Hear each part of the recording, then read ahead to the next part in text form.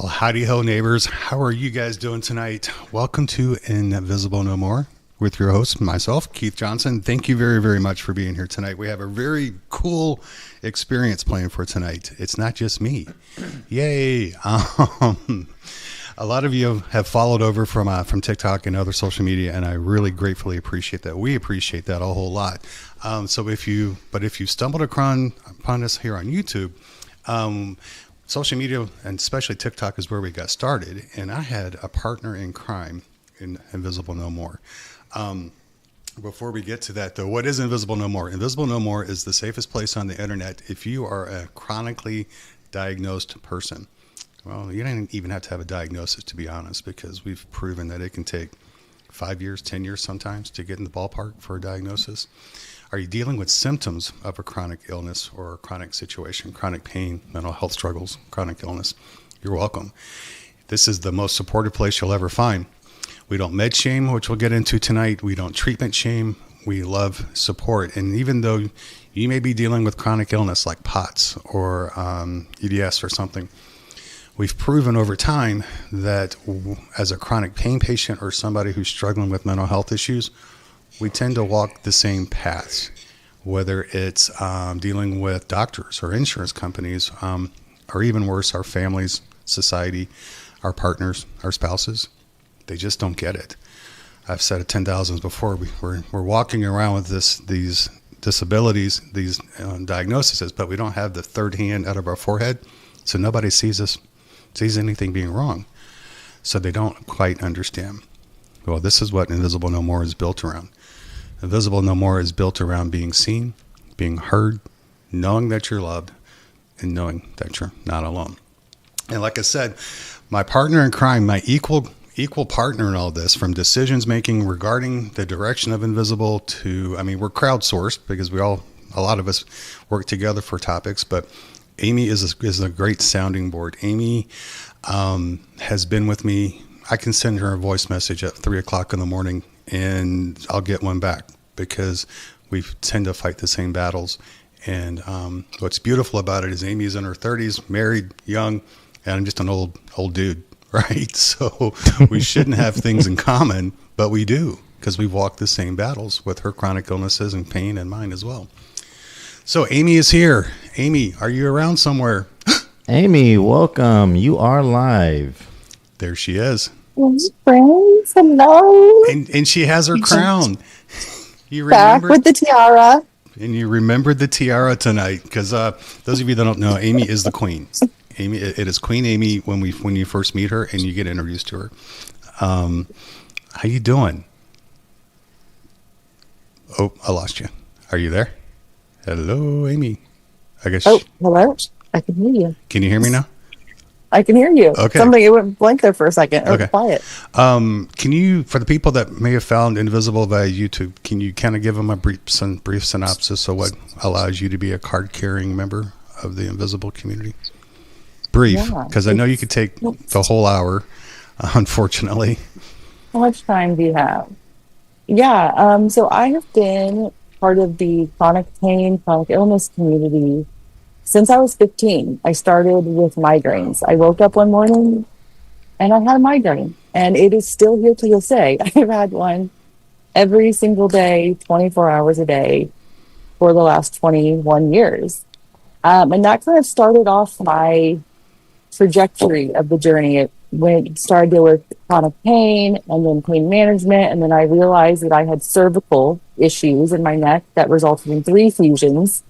And of course, that just led to more damage. And as the years have gone on and we've been trying to get to the root cause of things and learning more things, of course, there's been more diagnoses. And the most recent has been POTS, that I know a lot of you guys also deal with. But yeah, it kind of seems like every couple of years we keep adding a new diagnosis onto the belt or whatever it is. You have a new shingle to hang out every so often. But there's good and bad to it, right? I can be wallow about it and be upset, or I can try and use it for good and learn as much as I can and help other people who are struggling with it as well. So that's what I plan to do. And for the record, you are one of the tons of people in the chronic pain community that currently has a nerve stimulator installed in them. I do, yes. And you're not dead.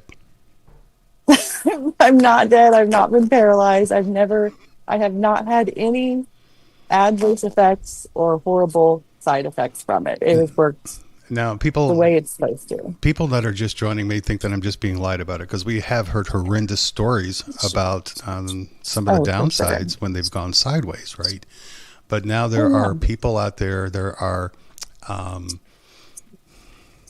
they describe themselves as advocates, claiming that 80,000 deaths are associated with nerve stimulators. And we're going to get into that tonight. And we'll actually find out where the hell that number comes from, hopefully, and what actual numbers are. And to help us with that, now I am so blessed. Not only do I have Amy here, but we have the number one requested guest for the show. We have Dr. Leek here tonight as well. Heyo. And Thank you for having me, Keith. oh man, I'm glad you're here. I was going to say, you have such a nice studio. It's like, Well, you pay for it. So I just love being on the couch. I know you're on the fantastic. invisible couch and I'm on the doctor table. You're in the which hot seat. This is so weird. Yeah. You know, because ask Amy. Amy will verify that I don't belong in the doctor table.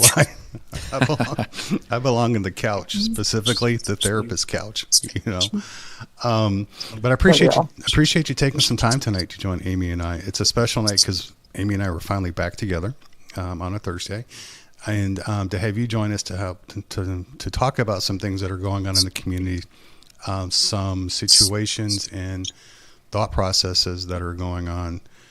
I know we'll get to tonight about stuff like med shaming and treatment shaming, something that maybe you didn't realize was a big deal, but as a chronic pain patient or a chronic illness patient, we see that happen all the time in the community. And it kind of startled you that people were med shaming when they should be happy that somebody's getting better. So we'll get into that too. So real quick though, since Amy gave herself a quick bio, how about a quick bio of you? What makes you actually a member of the invisible community? Because you are, if you don't know it or not. Well, if you say so, Keith, I appreciate that. That is, no, it's been a journey for me too. And I'm hearing some feedback in my. Yeah, me too. Are you hearing that? I have ADHD, so I can't really focus if there's too many stimulus going on. I hear like a scratching noise. Somewhere. Okay, that muted me. Oh, I can keep talking? Is it better? I think, Amy, your headphones might have a dirty connection somewhere. Does it? Okay, I was like, I'm not hearing anything on my end. I can take my headphones out. Do you have YouTube playing in the background? No, it sounds like a connection. Go ahead and take them out and let's see how that works. And we'll take a chance with feedback without the headphones. Sure. No, so for those of you who don't know, I'm Dr. Dustin from the Dr. Dustin Show, and I am a double board certified pain management physician. So I've been in practice now, I guess, going on 5-6 years here on this clinic in Waxahachie, Texas.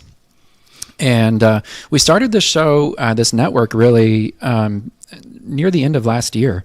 And I got to tell you, it was eye-opening for me, not only to hear from other members of the community and in a way that, you know, when you're in the clinic, patients sort of put on a face, right?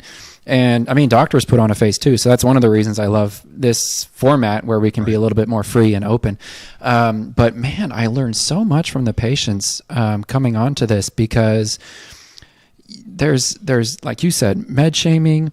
There's wild misinformation that's going on. We're going to get into that tonight. And there's really a lot of horror stories. I mean, there's really no other way to put it with regard to the experiences patients are having at other clinics. Yeah. I mean, I haven't heard so much in my own clinic. I'm sure somebody will tell me, but you know, and I'm sure a lot of that stuff I was doing unconsciously just based on how we were trained. And so, yeah, it's been a journey. I'm glad to be here and hopefully provide some information, but also, you know, continue to learn from you all. So thank you.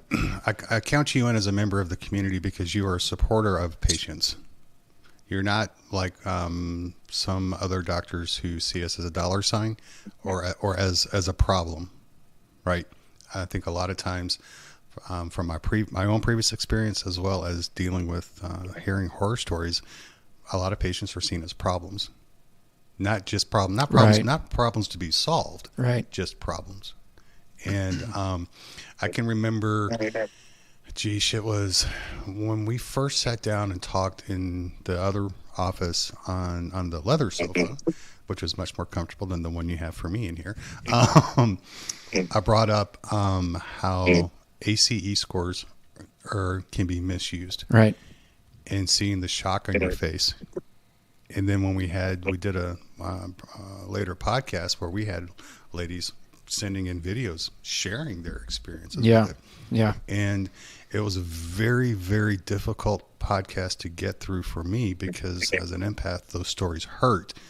But I was also watching your face from the very beginning to the end. And to see you as a doctor, licensed, certified, you have a similar education to so many other doctors out there, but to know that that patients are getting treated in that way really was like a gut punch to you. And Yeah.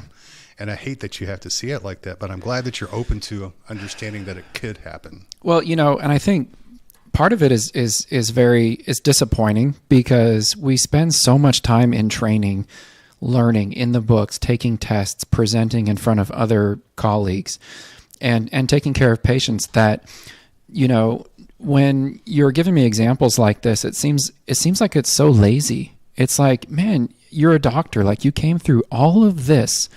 And instead of applying unique, direct, patient care to each patient and critical thinking to each patient, you're going to whitewash the system with, oh, well, because of this one random standardized questionnaire that may or may not apply to you, we're going to, reduce your treatment or reduce access to treatment.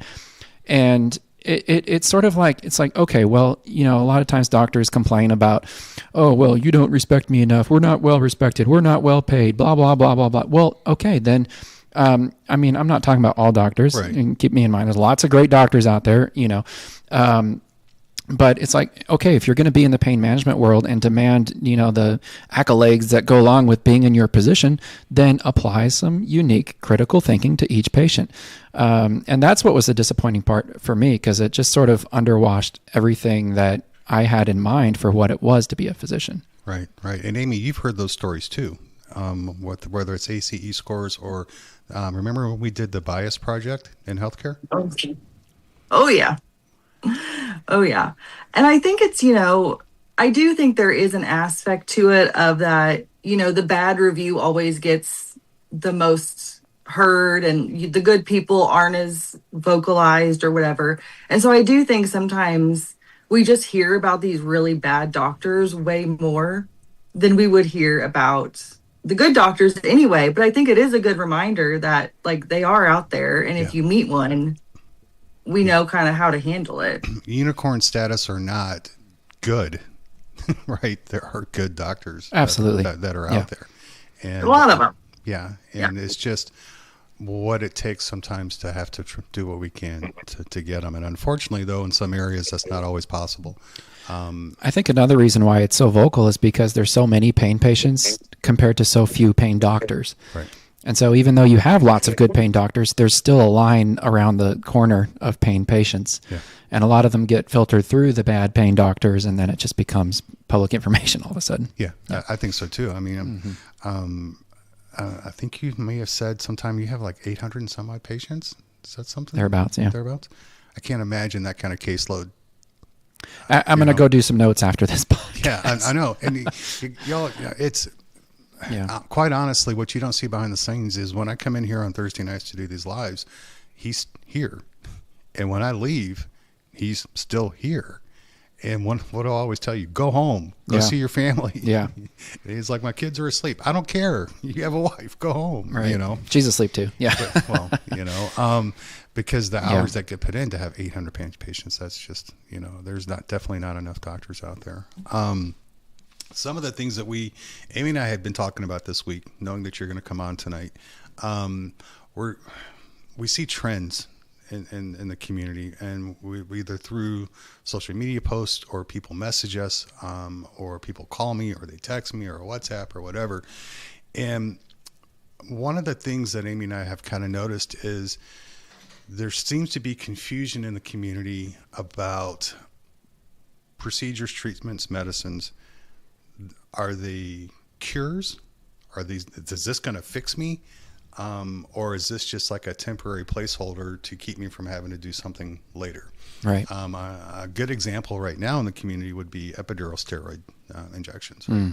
Obviously, we beat it to death, but those are used off-label, right? They're not banned. They're not illegal. They're never going to be on label, by the way. Yeah, they never will be. Right. Because like you were describing, there's no pharmaceutical company going to spend the millions of dollars to get it branded, to get it treated. They don't need to. Yeah. And there's so many different flavors of generics that are on the market. So, but point blank question: are epidural steroid injections a fix all, or are they just let's help to get you better until something else? Or how would you describe them as a pain doctor, as somebody that does them? Because Monday morning 8:45, this man is sticking needles in my back. One needle. Yeah. Well, it might as well be 100 because me and my needles. Yeah. Treating pain is sort of a unique practice because depending on who you ask, I happen to look at pain as some sort of result of the initial fall of man, going back to Genesis. Okay. So, even if you don't necessarily subscribe to all of that, the concept of nociception, right? We have pain receptors, we have nerves and brains that process these pain signals. And thank God we do, by the way. Otherwise, we would probably not live very long. There are cases where there's been genetic conditions, children born without the ability to nocicept or feel pain. And the injuries these poor kids would experience, right? Could not imagine how dangerous that would be. Tremendous, That's yeah, crazy. Tremendously dangerous. And I saw a picture. One of them was on a motorcycle. I'm like, who let this kid on a motorcycle? Sounds like something my parents would do. They'd be throwing me the keys to the motorcycle. Yeah. But multiple broken bones, you can imagine. And the scary thing is, imagine if you had appendicitis. Wow. You would not know. And likely succumb to that. So it's good that we feel pain. The bad part is when it continues on despite obvious reason for it. Right. And, and there's lots of reasons for that necessarily too. But the point I'm making is that as long as we are alive in our human bodies, we're going to experience pain. And it's really how severe the pain is, how interfering it is with our ability to function, and how we categorize that pain with regard to its meaning in our own head, that will allow us to live with it or not, right? And so the treatments we offer, when you think about pain as philosophical, as spiritual, emotional, social, right? A lot of times our treatments only interrupt the physical side of that as well. Right. And so to put so much emphasis on, well, is this going to cure me or not? We're not like doctors that treat blood pressure. No. We're not like doctors that treat cancer or cut out the tumor and call it a day. We're helping people live with something that's a part of your body probably until the day you're no longer here. And the goal is to live more with less pain. That's sort of my slogan. But yeah, right. So curative, is it possible? It just depends on how you define it, really. And how you define it and what may actually be wrong, I guess, right? So, what would you say? What is a steroid injection? I know why I'm doing it, and I'm being quite honest. Yeah. My road is leading more than likely down to a nerve stimulator in the end.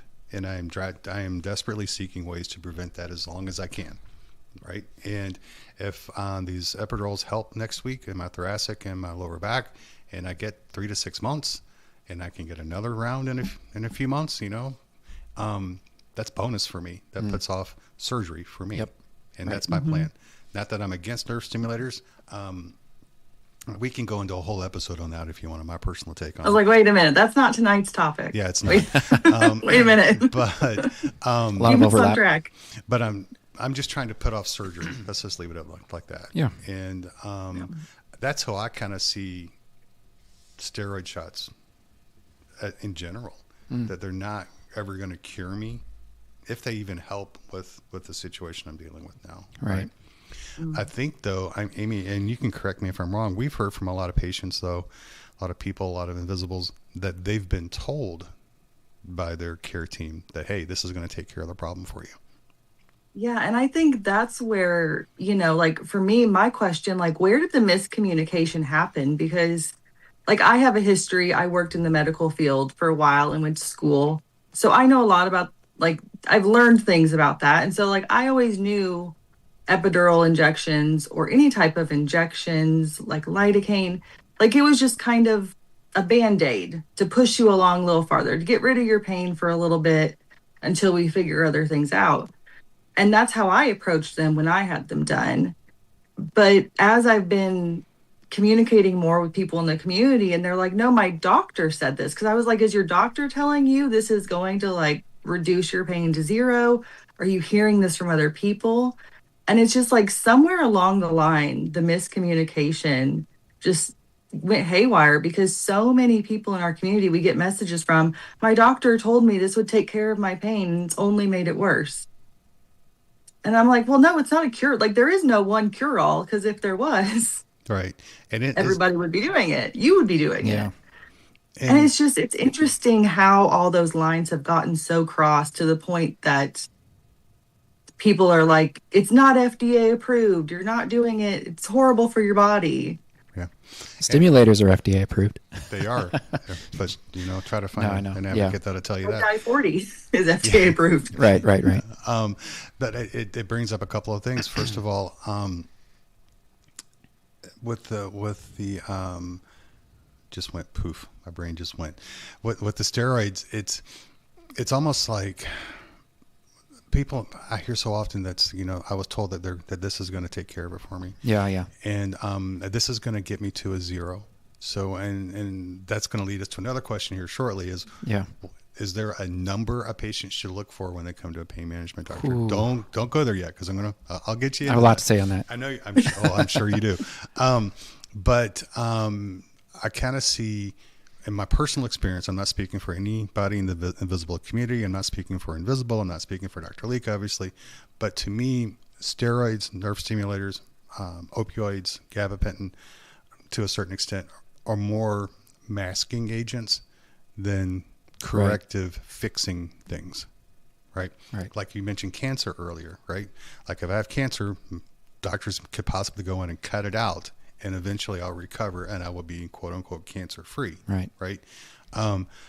Sticking steroids in my body is not going to take that disc, pull it out of my body, repair it, and put it right back in, and everything's going to be wine and roses for the rest of my life. Right. So to me, it's masking the situation, because the situation is still there. Same thing with a nerve stimulator. That stimulator will interrupt those signals going to my brain, right? So that my brain isn't receiving XYZ, right? And opioids, obviously for me at least, they just totally mask me, right? But everything dulls when I take opioids. It's not just the pain. So Right. Does that make sense to think of it where it's a mask more than it's an actual cure? Yeah, and even the so-called regenerative therapies, such as platelet-rich plasma, PRP, even stem cells, Viadisc may fall under that category, where we're injecting. It's not a true regenerative therapy, but we kind of categorize it as that as well. It's supposed to help the body heal and go back to its original state, but even in those cases, it does not always do that, at least to 100%. Now we might, go back 20, 30% better, and that's still a win. But yeah, in most cases, we're in a constant state of entropy, our bodies. And so, yeah, we're never going to recover 100% of what we lost in that injury or that pain. Yeah. It is masking. And that's just, I wish it was like definitive and always going to take care of it and everything like that. But maybe eventually one day some pharmaceutical or we'll have our own Elon Musk of back pain problems, right? That'll create these new things for us to where we all do find a way to get fixed. But that leads us into what I was going to ask you about is, and you brought it up in a social media post today. What, as a chronic pain patient, should we be looking for when we come to see a pain management? For myself personally, can you get me close to a 5? Number one, I hate the numbered pain scale. I hate it, but that's so universally used. Unfortunately, that's what I would say. Can you get me close to a 5? you know. By the way, let me ask you a question. Let's say your pain is a 7, and you were in a study. What would mean something to you? Like, would it mean something like if we gave you a treatment and your pain went to a 6, would you say that would be clinically significant? Yes. You would. What about, okay. All right. No, that's good. No, is it helping? You could tell the difference, you think, between an easily 6 or 7. Easy. Ketamine. Ketamine will take me from an 8 to a 7. Right. Or 6, maybe not to a 5, right? But to a 7 to a 6, definitely. Right. So that's interesting to note, because in a lot of the pain studies, they identify, and we use the pain scale as, as our main thing. So if a treatment moves the needle by 1 point, that would be considered clinically significant. Now, if somebody said, oh, well, a stimulator only, or an epidural steroid injection or whatever, it only helped my pain from an 8 to a 7, so it's worthless. Well, it didn't get you to 0, but that doesn't mean it's worthless. They've never experienced my 8. Yeah. Now, do you understand what I'm saying? They've never, yes. Because my 8 is going to be a lot different than their 8. And I think that's probably part of the problem. That's why the pain, the 1 through 10 scale to me is so terrible, because you have no idea what my 8 is. Right. And I was going to say that even when the pain scale, like my 7 today may be different from my 7 in 3 days from now. And so even for me, like my pain scale, sometimes I'm like, wait, I thought this was a 7 and now here I am. Maybe this is a 7. And so I think it even changes for me on a daily basis. Right. That's why I don't like the pain scale. And I'm terrible because I'm happy from an 8 to a 7. I'm ecstatic about that, because 8 sucks. 7 sucks too, but 8 really sucks. And if I can get to a 7, I mean, that's bonus. And that's what drives me so crazy when people are saying, only take one thing and it's going to treat you. It's the best thing ever. It's the only answer to it. And I'm like, screw that, because if I can't get that, I'm stuck at a 10. Mm-hmm. Or this and this may get me to an 8, and at least I have it, instead of like being constantly at that 10. Yeah. All right. I mean, to get off into the weeds. Sorry about that, but that's my little. Well, you're just emphasizing the importance of. It's my show. I can editorialize. So. You're just emphasizing the importance of individualized care. That's it. Really. Yeah. And that's what that's what the entire. In case you guys have forgotten, that's what one of the foundations of the entire Eclipse Pain Recovery Network, emphasizing individualized care for everybody, regardless of your diagnosis. Individualized care is key to helping people getting better. So in your case, and perhaps many others out there, going from an 8 to a 7 would be a win. Yes. Right. And so, okay, so then that's cool. An 8 to a 6 or an 8 to a 5 would be even better. Yeah. A lot of what we do in the procedure world, the cutoff is at 80%. I'm sorry, 50% better.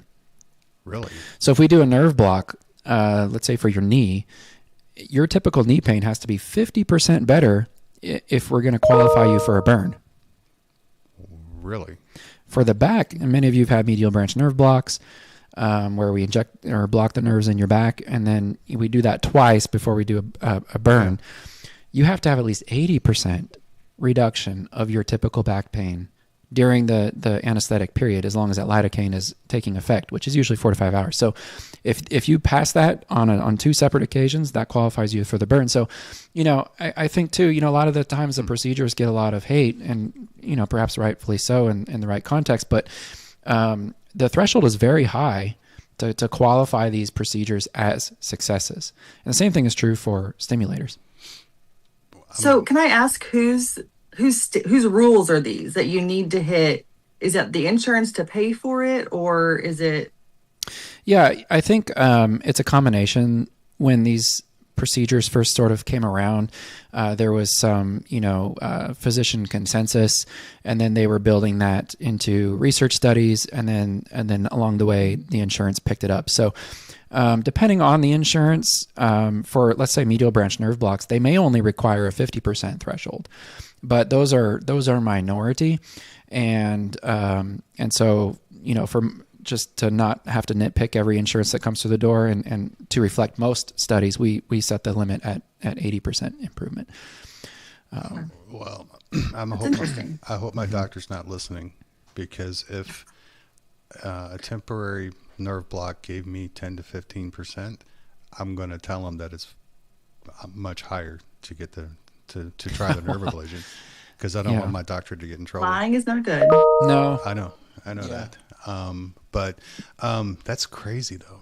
But I get it, because back to what I was really asking is what should a patient legitimately look for? Because I run across people in the pain community, especially, that tell me that they go to their doctor saying, "Get me to a 0," or they're upset that their doctors can't get them to a 0. And I think that part of the population is getting smaller. The more that we talk with people and the more we explain. Yeah. I've never set my personal as a 0. I want people to set whatever that's best for them. Right. I'm not going to ever tell anybody what to do. But I just try to be realistic.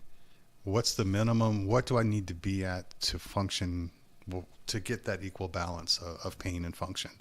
And to me, it's a 5.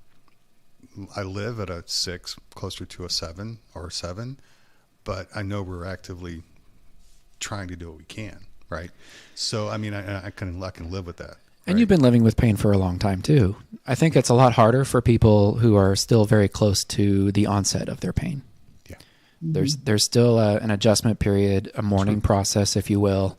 Oh, I used to be able to do this and now I can't, and my life is over, and they're freaking out. Right. Yeah. And rightfully so. I mean, I was in that place for a week. I know that's not very long, but when I was bit by that snake, I mean, I went to the hospital. I got IV pain meds. It was amazing. Right. But I mean, I couldn't walk like at all. I couldn't even put my foot down. Now, for a week, I'm looking for my disability paperwork already. Like, okay. So, I mean, I don't want to make light of a no, you're not making chronic pain situation. No, I'm the one that's over here laughing. We had talked earlier about about how the wheelchair industry is going to explode. And I was thinking that could have just sold you a wheelchair. I would have taken it. But I say that story to, at least give the viewers a sense that, no, I'm not in your position, and I don't pretend to be. Right. But I understand, at least for a glimpse, a blink of an eye, how scary that must be when you are dealing with such debilitating pain. And, but I can also understand too, that perhaps the longer you live with it, at least the more your perspective does change. I don't know if your perspective probably changes, and Amy, you can let me know what you think, but I think we learn how to live with it. Yes.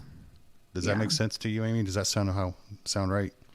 Yeah, absolutely. And I was going to say that, you're probably, whenever you say like, get me to a 5, like you're not just saying that as a number, like you have attached a quality of life to that number. So Bingo. At a 5, I'm able to do this, this, and this. Mm-hmm. But when I'm not at a 5, I can't do all of these things. And I think sometimes, I know I've found that when I say it that way to a doctor or a medical professional, it comes off a lot better than, well, I was at a 6, but now I'm at a 7 or whatever. Because I think you inadvertently kind of add on those different things of quality of life. And I think that's what matters more too. And I think whenever you're talking about like, what is a pain doctor going to do for you? Totally. And I think that's one thing that with Invisible, we push so much is when the 1 through 10 scale sucks. And when we're trying to talk with our care team, we're going to be asked that number, but qualify that number. Expand on it. Explain Elaborate to them what the 5 means. Or, I'd been at a 5 this past month. I was at like a 12, I couldn't get on the floor to play with the grandkids. I used to be able to do that. Something's going wrong. Mm-hmm. And I think, and Doc, you and I have talked, that makes more sense. I think to a doctor, to a care team, when we can explain where I was and where I'm at now, and how do I get back to getting on the floor with my grandkids? Because for a lot of us who are older, that is important. Screw cutting the grass, right? I don't care about that. But if I want to play with the grandkids or play with the dog, so I think that's what, I have a patient, quality of life type thing. I have more than one patient, but I'm thinking of one I saw today. Quite a few. He puts 10 on the pain scale every time I see him. And, but I mean, he looks okay, but I'm like, are you feeling all right today? He's like, oh yeah, it's the same old, same old. I'm like, I'm giving you this pain medicine isn't helping because you're always telling me your pain is a 10. Right. And he's like, oh yeah, I wouldn't be able to live without it. Well, okay, let's talk about that. Yeah.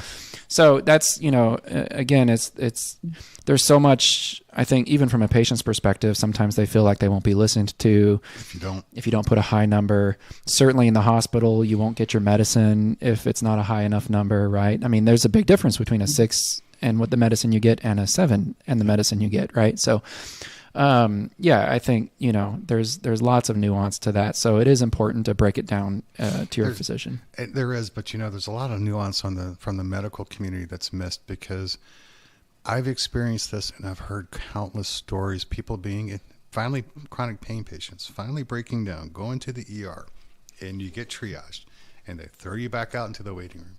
And then you got to do something. So you play on your damn phone. And how many nurses are all over social media? How could they be at a 10 if they're on TikTok or if they're on Instagram? Yeah. Right. Where it's like the lack of training that's involved. I know. If I don't find a way to disassociate from that pain right then, I'm going to freak out everybody in that entire waiting room. So what do you want me to do? Do you want me to lay on the floor wailing and gnashing teeth and tearing my clothes off? Do I have to do that to get the point across to you?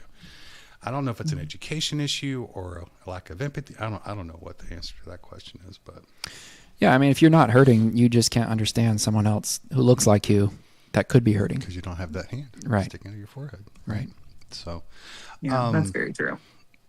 When at the beginning, we talked about doing some things that sometimes in the community that you've learned, like how ACE scores were a real thing, and how patients really have been put through meat grinders with different medical teams. One of the things that I think shocked you as well recently was that med shaming and treatment shaming is alive and well in the chronic pain community. Yeah. And your comment that I read, I was going to kind of paraphrase it, was, why can't people be happy that somebody's getting relief? That actually happens. That's a big question. And if, I don't know, you're the smart one. Unless there's an agenda going on. That's what's going on there. I think. Amy, I'm being quiet. Yeah. Yeah. And I also think and rightfully so, people are angry, right? It's very easy to get a chronic pain patient who is not being treated to their standard or how they feel they need to be treated or with whatever they want to be given to them.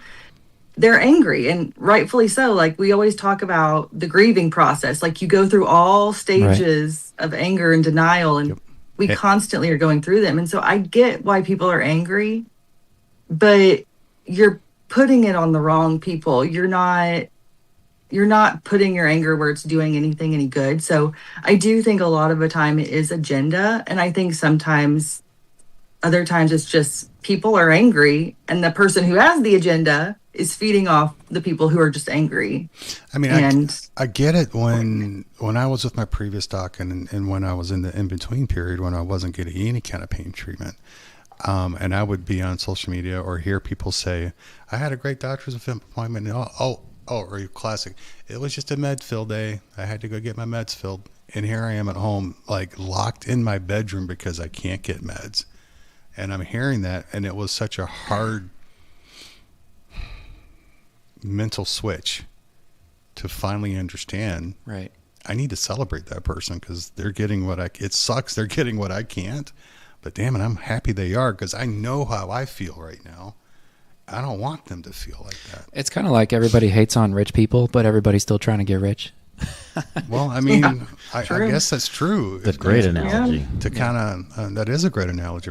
You're right, Kevin, because it's really kind of what it is. And recently, there was a lady on TikTok who had posted that she had fought for like a month between insurance and doctors and everything, and she'd been documenting, all the steps she's going through. And she finally posted, "Hey, I got my meds. Finally, everything finally fell into place." And this lady that posted is an angel. And she and her family have been put through the ringer in so many tragic ways. And she finally got her meds, and somebody just went and tried to tear her up one side and down the other. And then for somebody to write like 500 words on a 3 It was an essay. Yeah, it was an essay, right?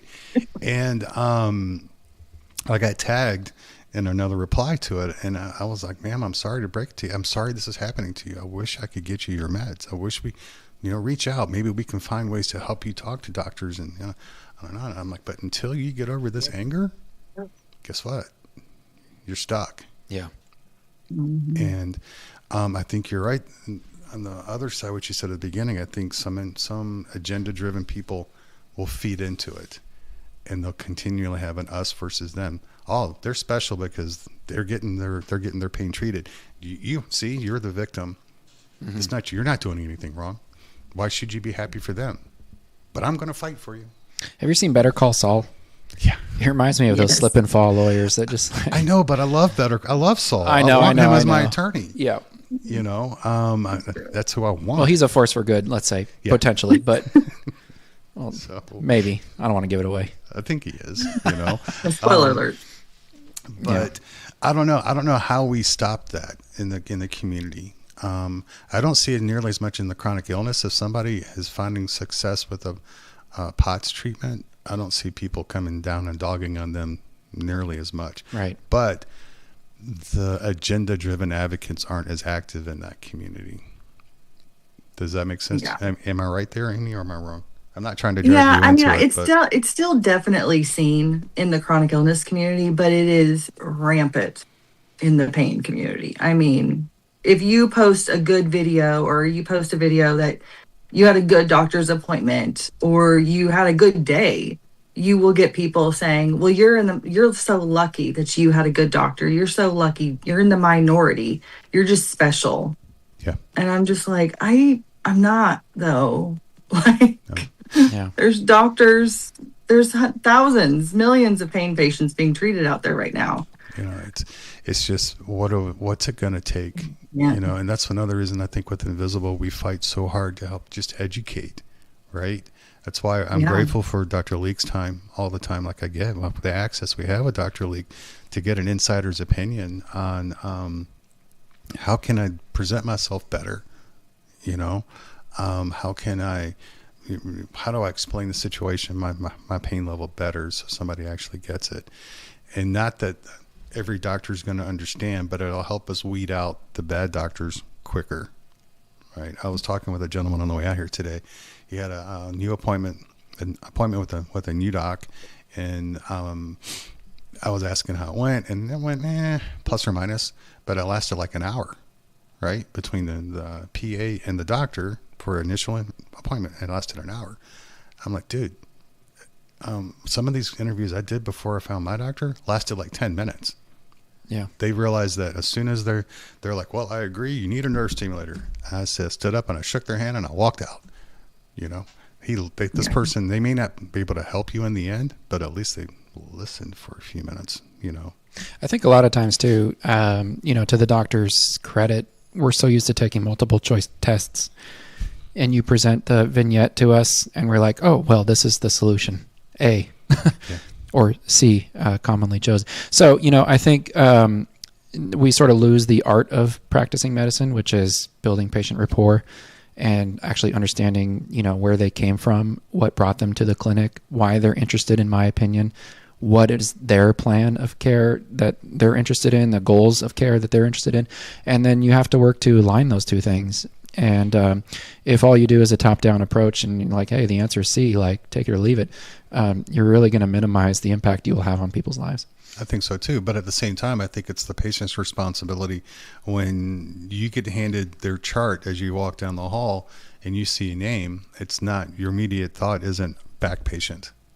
Right? It's Keith. Oh shit. What's wrong with him today? That's right? exactly what goes through my head. Yeah, I'm sure it is. Well, I was going to say, that's exactly what goes through his mind. Oh shit. do you know how hard I've worked for that though? I've worked damn hard to get that response. I really have. Yeah. But I think even if it's the oh shit, at least you know more of the person than just what's wrong with me. Mm-hmm. And I think if we can be successful as pain patients and get to that point with our care team, whether it's a pain doctor or a neurologist or a rheumatologist or a GI doctor, I think that breaks through some of the wall that removes some of the us versus them type mentality that, especially in the pain community, is really what God, it's so bad. It's pain patient versus pain doctor, pain patient versus hospital, right? Or with our care team, if we can do whatever we can to remove some of that wall, some of that angst, some of that divisiveness. Right? And if it helps any, I would suggest as a patient to remember that patients and doctors are really both victims of the same horrible system. And not to excuse bad doctor behavior, but going into a situation, if everything doesn't necessarily line up the way that you expected as a patient, I think both patients and doctors need to always give each other a little bit of grace. I have the best patients. I mean, they are so forgiving of me and my clinic in so many situations. And, I feel bad that I'm always putting them in a position to forgive me.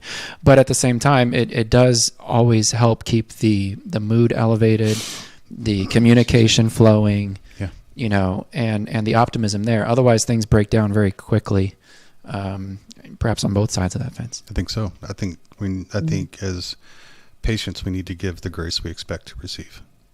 And, and I feel like we talk about that a lot. Yeah, I think we do too. About giving grace to your provider team, or even like your pharmacists, or if you do different therapies. I think giving them grace and forming a respectable relationship with them only leads to good things. And knowing that they're in the system too, they're trying their best. We're all working towards the same goal. It is. We're just working together. That's part of the whole plan, right? Mm-hmm. Part of our whole, I don't want to say plan of attack as a patient, because I don't want to see it as an attack, but our whole plan to get better care is included in that. Mm-hmm. And I get it. When I wasn't getting good care from my previous doctor, I wasn't giving him much grace. Mm-hmm. But the dude left me locked in a sales room in an exam room with a dude from Abbott to hard sell me a nerve stimulator for 30 minutes, right? I don't think the guy deserved a whole hell of a lot of grace. No, exactly. There's situations where maybe you both aren't aligned. Yeah. I mean, it took a lot for me to walk away knowing that chances are I was going to go without meds for an extended period of time. That's how bad he was, So I guess to kind of wrap that part up, just be realistic. And when you go to your specialist, a lot of us, there aren't ways that we can be fixed. There aren't ways as a chronic pain patient I can be cured.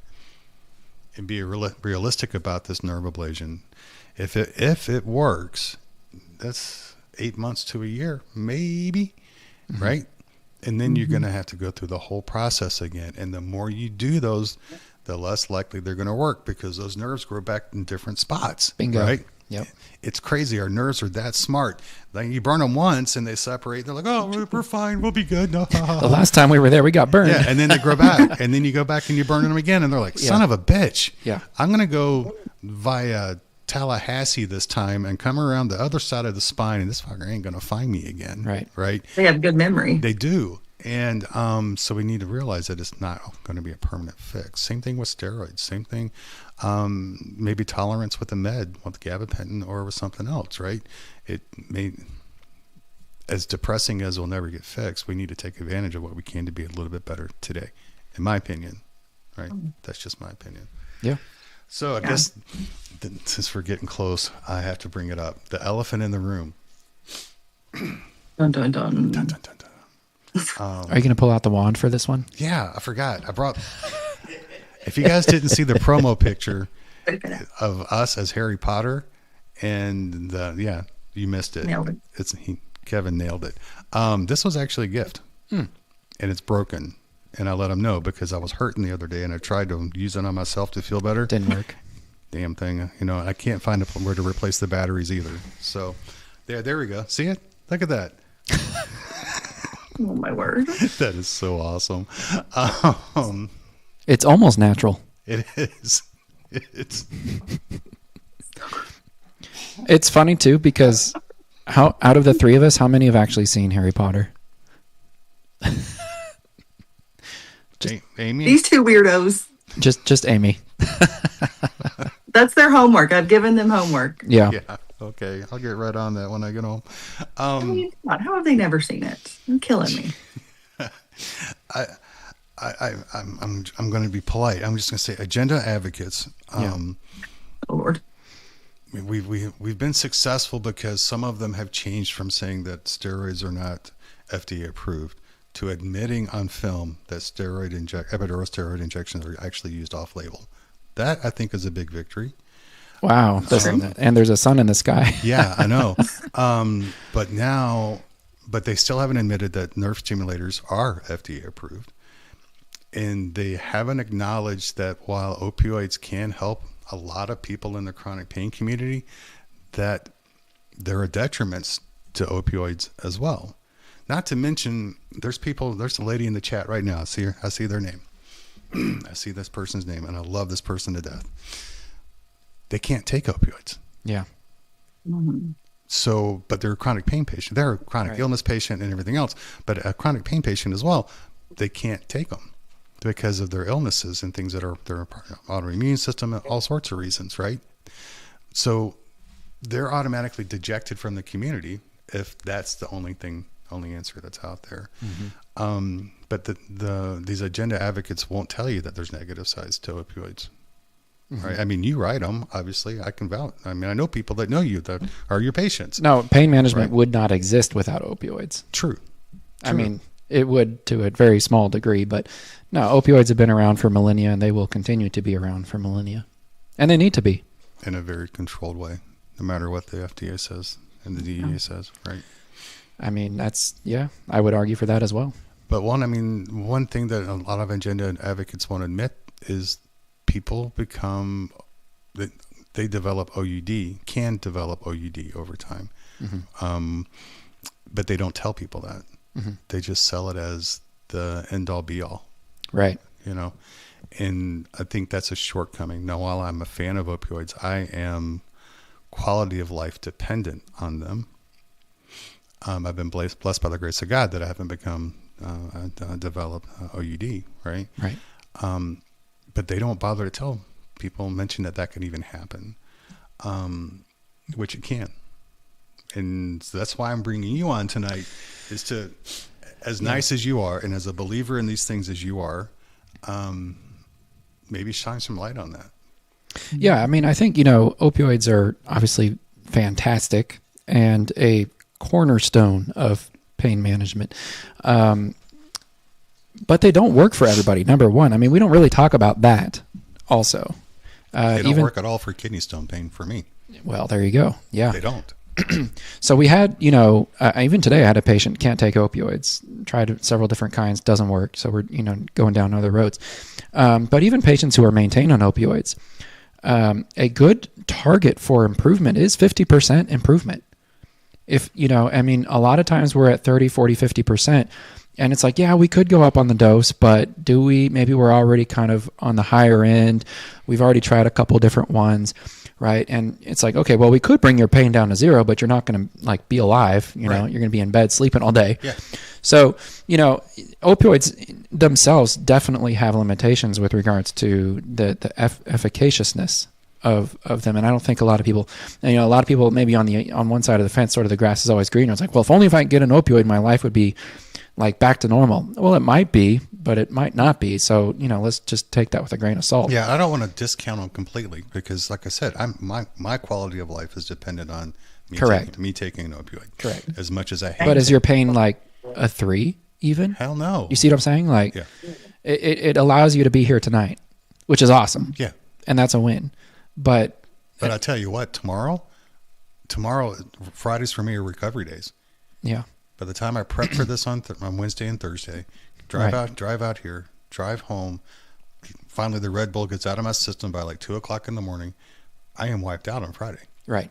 And I will take my meds as prescribed on Friday, because of what it does to my body. Right. Right. So I'm a big fan of them, and it hurts me to know that there are patients out there that can't find a doctor that will even attempt to use them as a way to lower to get that pain level to a number. But I'm also infuriated by when people say that's the only thing that can help. Right. Every time I hear that, I think of this person that's in the chat. My daughter's former husband or ex-husband was back in Afghanistan, and he was an MP. He got his Humvee got blown up by a roadside bomb. Flew him to Germany. Flew him to San Antonio for surgery. Right. He can't take opioids. Mm-hmm. They did massive back reconstruction surgery in San Antonio with no pain control, besides putting him in a coma, basically. Poor guy. Because opioids don't work for him. Yeah. So when I hear, or a lady on social media today did a post about how her son was in his early or mid-teens, opioids didn't work for him either, and yet he sees his patriots, the other teenagers, being treated with pain meds and getting relief, and he can't because they don't work for him. And then he's, God forbid, I mean, he can't see people on social media now saying opioids are the only answer, but God forbid he would run across somebody saying that. The mental abuse that would be to anybody, right? Can I plug my show real quick? Yeah. I did a video on Monday about how I manage long-term opioid prescriptions. And part of that, I'm going to put my doctor hat on real quick, because there's some patients that don't have any benefit from opioids. It may just be because you have a genetic condition that does not allow you to metabolize the opioid into its active form. Right. So that, brings back the importance of pharmacogenetic testing, abbreviated PGX, or just genetic testing. You can ask your doctor about it. A lot of times that doesn't happen. I have stories about, patients that just do tremendously better with the appropriate medication based on their genetic profile. So definitely that's something you want to get checked. And then, I would also plug, a reason why opioids don't always work is because, and I mentioned this in the comment, there's 3 basic types of pain, and opioids really only help one type of them, right? So there's nociceptive pain, neuropathic pain, and nociplastic pain. Neuropathic and nociplastic affect the brain and the spinal cord and the nerves. Opioids really don't do much for that type of pain. So you got the pins and needles and the burning and the, that type of thing, the visceral pain, abdominal pain, or, failed back surgery syndrome where that nerve pain continues on. Opioids do very little for that in most cases. Right. That's why we rely on things like gabapentin and pregabalin and duloxetine, and even stimulators, nerve blocks, nerve burns, things of that nature that target that type of pain more. So there's a lot of nuance with whether a particular medication, specifically opioids, are going to work for you or not. And I think that's what drives me up a wall sometimes when you have certain advocates, self-called advocates, basically practicing medicine and doing a piss poor job at it. Yeah. Yeah. Okay, Amy, grab a hold of that leash. Are you ready? Well, I was going to say, I think it's a perfect example of it doesn't treat all types of pain, because for me, opiates don't treat migraines. And so while I take the opiates for other things in my body, like my neck, whatever, but there are still days where the migraines are, out of control, 10 out of 10. And the opiates that I have do not even touch it. And people don't believe that. They're like, well, you have to, it works. It's going to take care of your pain. And it's people don't understand that it doesn't help all pains. You could be a rapid metabolizer of it. You may not be able to metabolize it. There's all these outward things that, make it, if it works or if it doesn't work. It's not as simple as take an opioid and your pain will be gone. No. As much as they want it to sound that simple, it's just really not that simple. Occipital migraines, I think that's how you pronounce it. Occipital neuralgia, yeah. Yeah, that doesn't touch. Opioids don't touch that for me. Both the things you described are nociplastic or neuropathic type pain. Migraines are nociplastic. Opioids do really a bad job at that. And, the other elephant in the room is the duration of treatment, right? We know the younger you are, the more likely you are to develop tolerance. And so the dose will increase over time by necessity to get the same effect. And then where are you at in a year or 2 years or 3 years with that medication? You could be on 100 oral morphine equivalents a day and sort of back at square one, but now you got a second problem. Yeah. Right. Yeah. So now you got the huge amount of meds that you got to take at the same time. Mm-hmm. But that's why we also, as Invisible, we preach the multi-prong attack to whatever our diagnosis or whatever our symptoms are. You know, I am overly grateful that I can finally get opioids to help my pain, help manage my pain. But at the same time, I'm cognizant of the fact that the ketamine is helping, that occasionally the gabapentin might be helping. But and other things are play a role in that, right? Yeah. Their toolbox, like we talk about having a toolbox. Yeah. And the more things you have in it, the better off you are. Sorry, it's storming here, and apparently the lights might go off. Don't they know you're the queen? Tell it to stop. I know, rude. How dare it? One last question that I've been teasing. You're a great human being. You really are. And I'm not trying to bullshit. You really are. I've seen. Is my wife watching? I know, right? But it's true. You are the unicorn, and I've seen it myself. And you care about patients. You care about people and their situations. But you also install nerve stimulators, and I've heard that. But I've heard that that nerve stimulators have been associated with 80,000 deaths. You know, I laughed out loud when I heard that. I'm laughing again. We all did. God. Now, I don't want to say that nerve stimulators can't go wrong, because we've documented lots of cases where they have, right? Of course. Where they've gone sideways, right? But I had never heard that 80,000 deaths have been associated with nerve stimulators. And you're a nice person generally, outside of being a doctor. If they've killed that many people, how can you do that? Well, we only do about 50,000 a year. And that's only been for about the last 5 years. Before that, maybe 20 to 30. But yeah, that's a huge. I had to look it up. I Googled it, and actually, that statement is quoted on multiple lawyers' websites. Oh, wow. Yeah, I was That's like, frightening. what? But it made no sense, because then I went to Medscape, and they pulled the actual FDA reports. No, it's not that at all. So there's multiple liars in the room. But again, being in the practice of this, I have not heard of one single death associated with it. Keep it that way. Let's keep it that way. But I do have some numbers if you're interested. Oh yeah, because this person's never wrong. No. Claims. Well, and this is just an example of fear mongering. And we had talked about this, we talked about this recently too, is like, that's an excellent example of pulling a gripping headline that actually isn't true. But it's going to scare a lot of people. Yeah, it grabs the attention and it scares people. Yeah. So what do you have, Doc? Well, I talked about this before with regard to the safety of spinal cord stimulators. We do put in about 50,000 a year. There are several different risks or complications that can occur. None of them are, the ones I'm talking about now, none of them are long-lasting, or they can be fixed. It is a imperfect technology, and physicians are imperfect, and patients are imperfect. So there's always going to be something that could go wrong. Look at perhaps another episode where I talk about that. But temporary paralysis, that's always scary. That happens about 0.5 to 2%. So temporary paralysis, like let's say maybe the wire went into a different space where it shouldn't have, irritated a nerve. Mm-hmm. Maybe the spinal canal is more narrow than anticipated, right? And so there's more pressure on the spinal canal.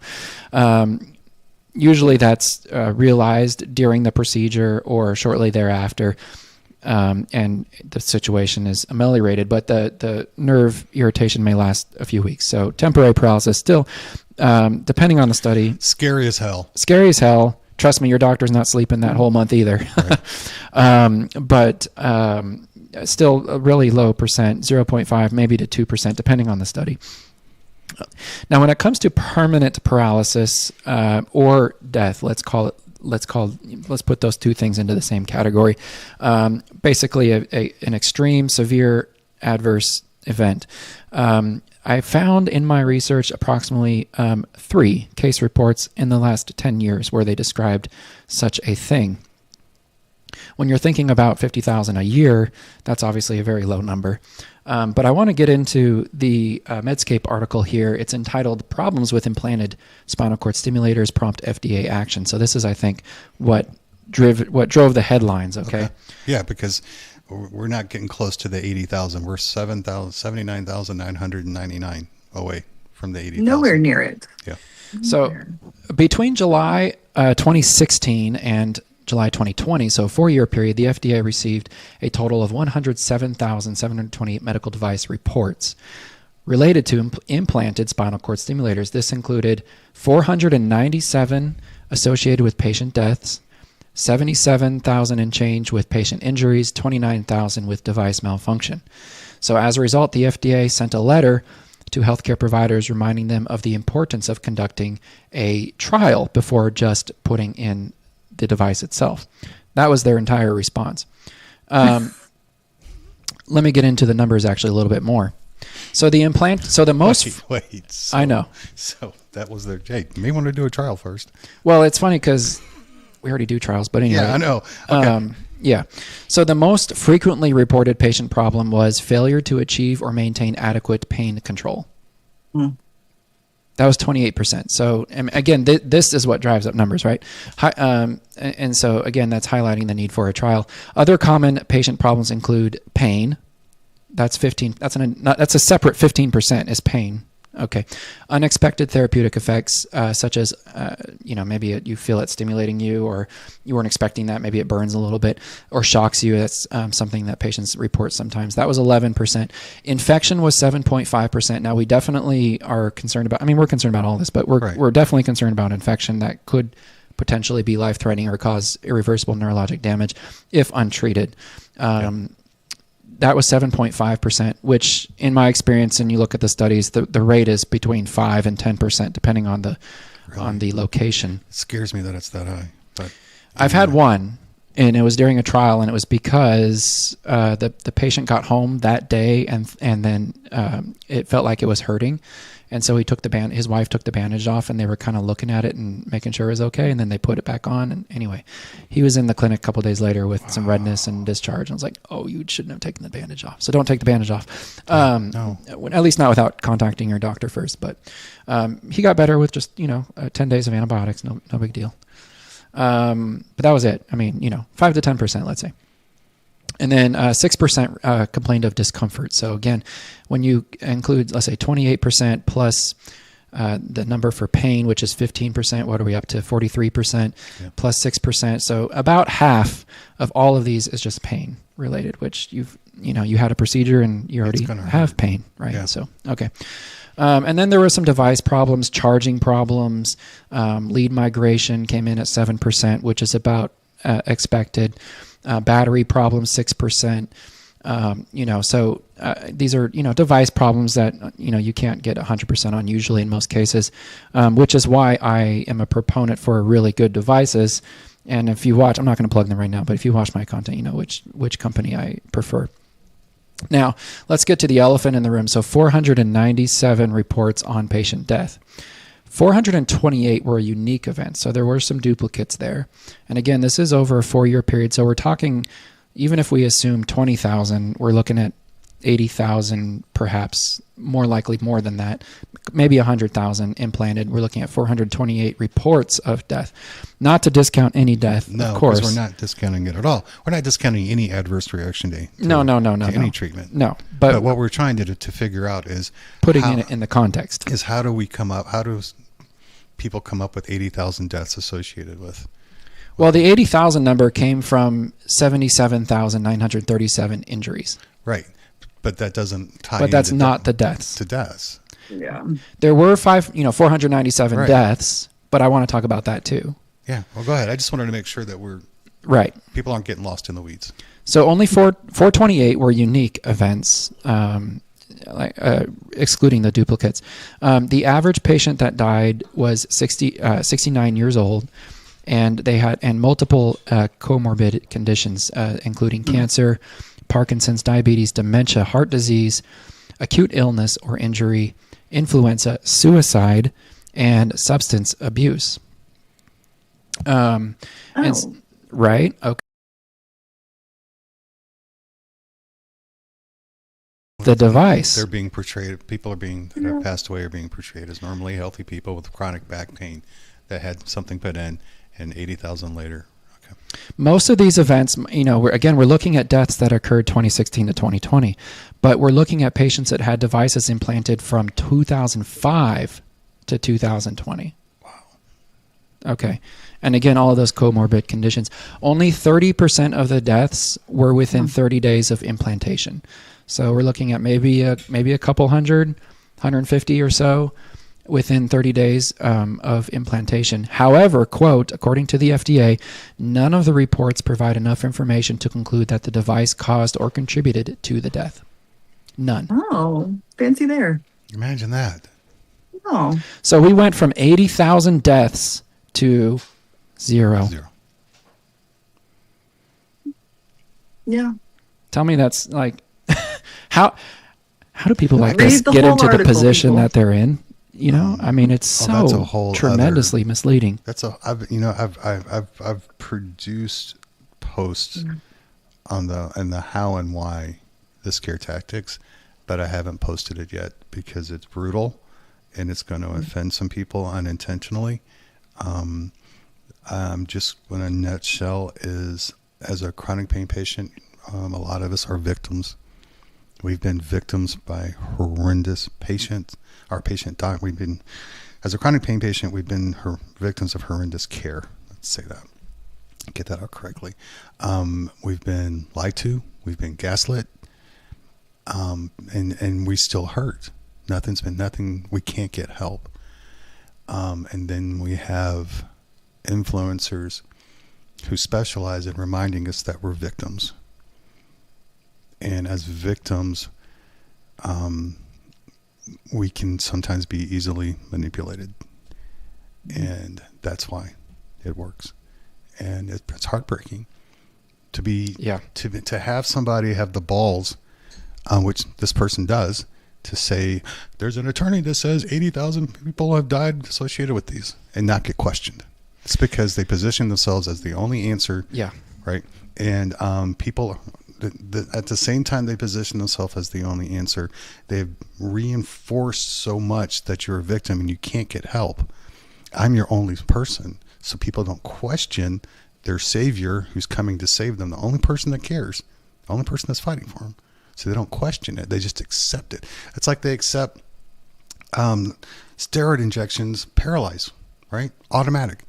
9 million steroid epidural shots done a year. Mm-hmm. And we were talking before we got started, we are in the wrong business.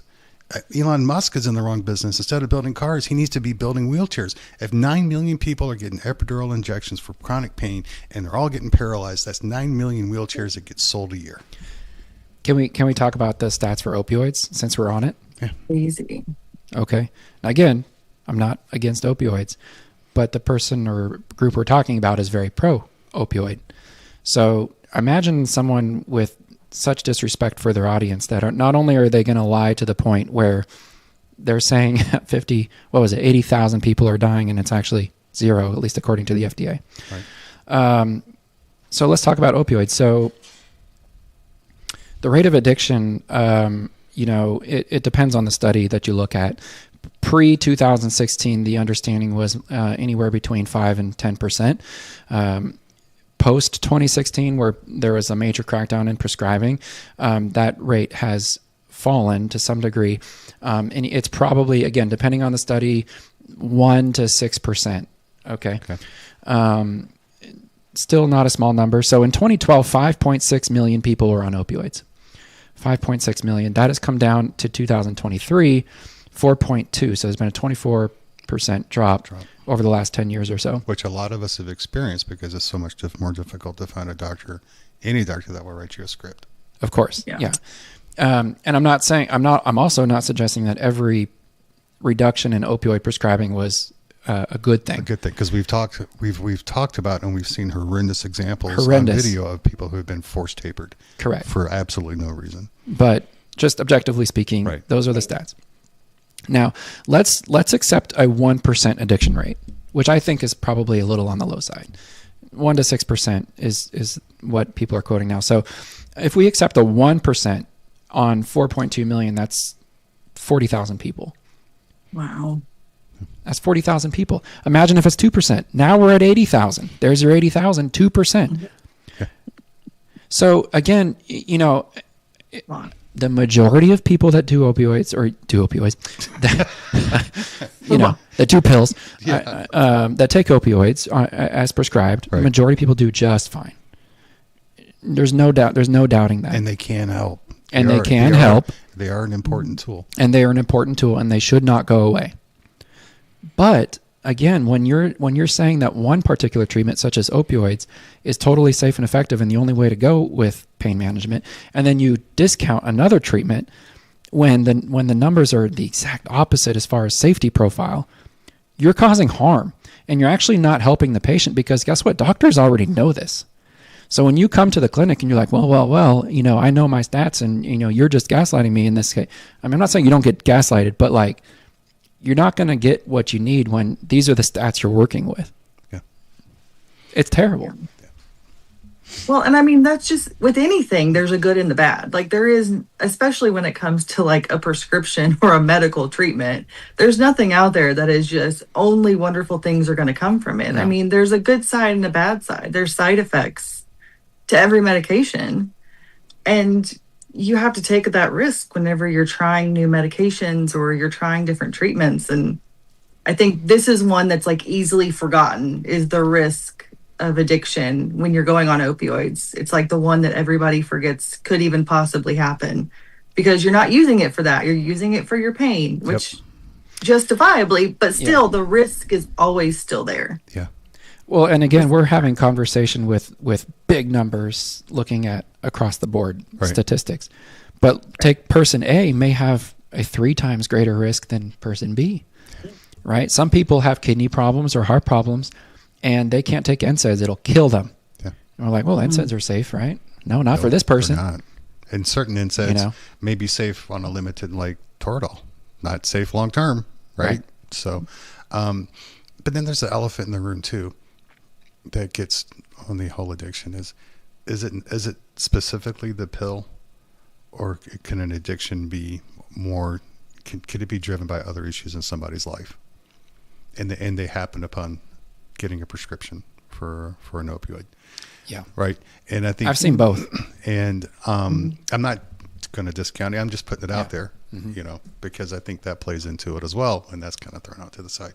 But it's an invitation, right? This pill works, and then it kind of goes downhill like that. So I saw this one patient. It blew me away. He's like 21. He goes in to get his wisdom teeth pulled or whatever, and the dentist gives him a prescription for hydrocodone. And this was rare nowadays. I know. 6 months later, he's in my clinic asking for help with his opioid addiction. Really? I was like, how did this start? He's like, I just took one pill, and right then and there, I knew I was going to be in trouble. And so there's those situations, and then there's situations where it's a maladaptive coping, and there's multiple factors, and even just you're not prepared for it. Over time, you take more, and then you lose control of it, right? Yeah. So there's lots of different ways to get to that point, and there's also you can't predict. That's why the ACE scores was so offensive, right? It's like even the opioid risk tool, like we can maybe put somebody into a category, but is that really accurate for that person? You can't 100% predict. No, you can't. You can't. And it's what you can't 100% predict or 100% treat everybody the same. It comes back to individualized care. Look at that. See how we wrapped all that right back? We practiced Say it together. Brought it right home, right there. Awesome.